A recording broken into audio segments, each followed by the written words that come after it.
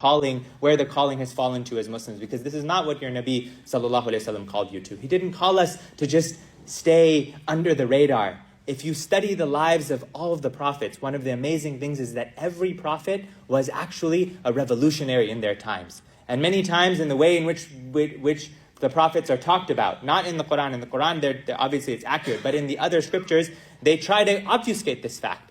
But it's very much the case. The prophets, they brought a questioning of authority into society. They brought in a questioning of the economic systems of society, of the political systems, of the educational systems. All of these things were up for question. And they questioned them, and they challenged them, and then they did something about them. And the hope was, especially the hope for this ummah, is that after the Prophet ﷺ, he's the last and final messenger.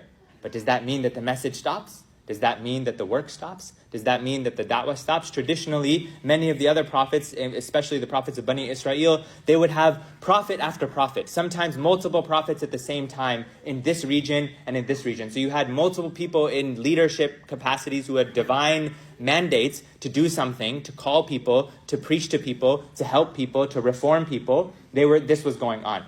But the Prophet ﷺ, this work didn't stop after he passed away. He did pass it on. He said, al-ulama al-waratha al-anbiya. The ulama, the scholars, are the inheritors of the prophets, meaning they are the people who will be at the forefront of continuing this work. And then that activation that the prophets bring, to activate society, to actually do something about the wrongs that are going on, that's supposed to spread. That's supposed to spread. But we have fallen on hard times as Muslims globally, not just here in the United States. Globally, the Muslims have fallen on hard times. Muslim nations, Muslim leaders. It's like everything is happening and people are just pretending that they can't do anything about it. No.